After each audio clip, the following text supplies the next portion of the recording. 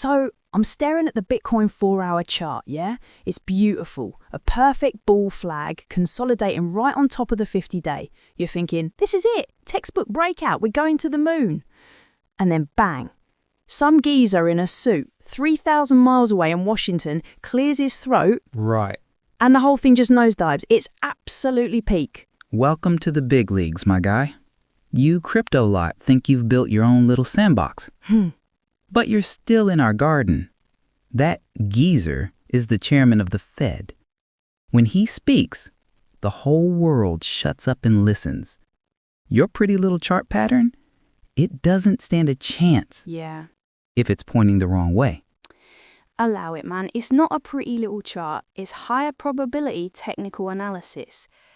But you've hit the nail on the head. That's the question, innit? How do you trust your signals, your RSI, your MACD, your trend lines, when the whole board is being flipped by these macro events? You don't trust them blindly. You make them smarter. This is what separates the pros from the punters. It's the core of CMT level thinking. Your technicals tell you where the market might turn. Okay. But the macro tells you why it's going to turn. And the why will always have more weight than the where. Think of it this way. Your chart pattern is your car, yeah? Right. But the macro environment is the M25. If there's a 10-mile tailback, it doesn't matter if you're driving a Ferrari, blood. Yeah. You ain't going nowhere. I hear that. So let's break it down for the Big Short Club. What are these big tailbacks we need to be watching out for on the motorway? Let's start with the big one you mentioned, the central bank governors. Exactly.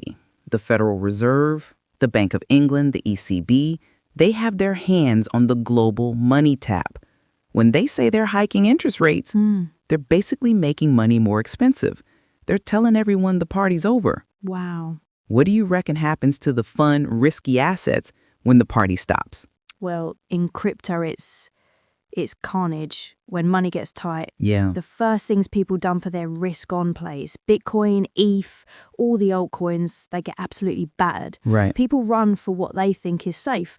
Is it the same with you lot in the grown-up markets? 100%. It's a risk-off environment. Capital floods out of high-growth tech stocks, your NASDAQ, and stampedes into the U.S. dollar.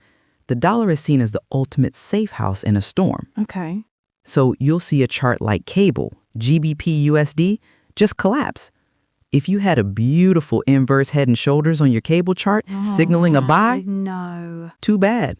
The macro tide just came in and washed your sandcastle away. See, this is the bit where I say crypto's different. We've got our own data, proper on-chain alpha. We can see whale wallets, exchange inflows, leverage ratios. Okay. It's a transparent market.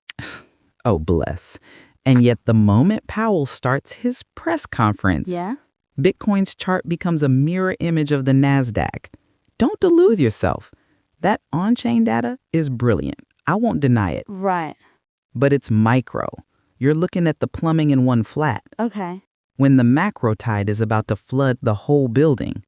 Okay, you're not wrong. I'll give you that. We saw it with the last CPI print, the inflation data.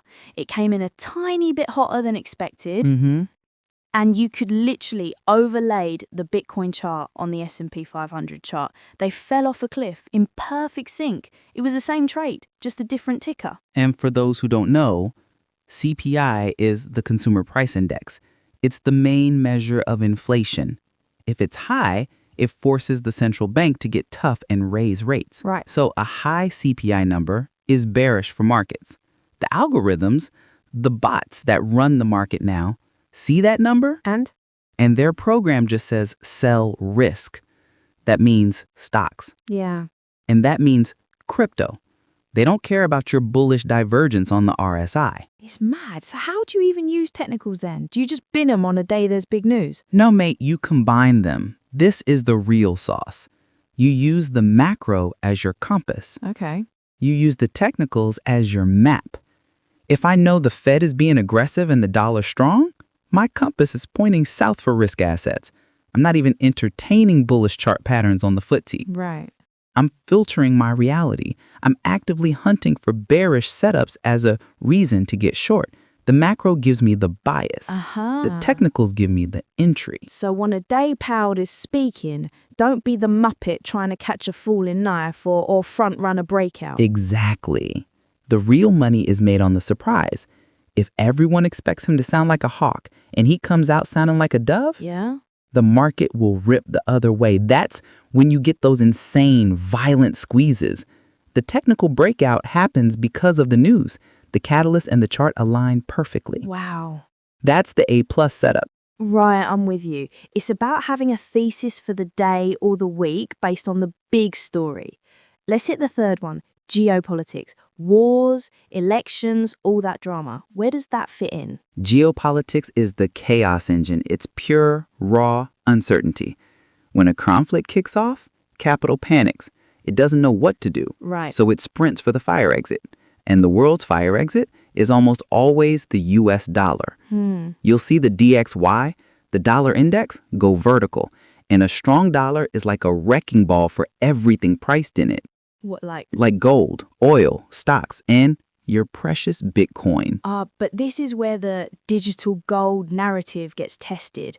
Sometimes in a crisis, you see Bitcoin spike. People in countries with dodgy currencies or capital controls flee to it. True. But other times, it just gets hammered with the rest of the risk assets. It's got a split personality. Because it's still the new kid on the block. It hasn't decided what it wants to be yet. Gold has a 5,000-year track record as a crisis hedge. Right. Bitcoin has what, 15 years? In a real risk-off panic, most big money managers will still default to what they know. The macro crisis is the ultimate stress test. It reveals the true character of an asset. That's a bar. The macro is a stress test. You don't know who your real mates are until you're in a pinch, and you don't know if you're holding a risk asset or a safe haven until the Fed starts moving mad. There you go. So let's make it practical. For everyone listening, my advice is this. Bookmark an economic calendar. Okay. Know when the big data is due. In the hours leading up to it, just reduce your size or stay flat. Right. The price action is just noise. When the news hits, let the first wave of madness pass. Don't be a hero. See which way the institutional money is flowing and then use your technical skills to find a low-risk entry and ride that wave. Solid. And for my crypto crew, you have to watch the TradFi markets. Keep an eye on the dollar index, DXY, and the NASDAQ, NDX. If they are making big moves, Bitcoin will get dragged along for the ride. Don't just stare at the BTC chart in a vacuum. Pan out, look at the whole map. It's that inter-market stuff you were on about. See, there's hope for you yet. Maybe you'll graduate from meme coins and come trade some proper markets one day. Part down, Grandad. My JPEGs will outperform your dusty old dividend stocks any day of the week. But you're right on this one. The macro game is the only game in town. You have to play it. Anyway, enough of the lecture. If you want to carry on the debate or just have a proper laugh at Morgan and his boomer charts, we're all in the Big Short Club chat group.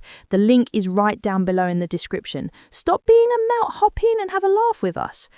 Now, here's a question we'd like you to think about.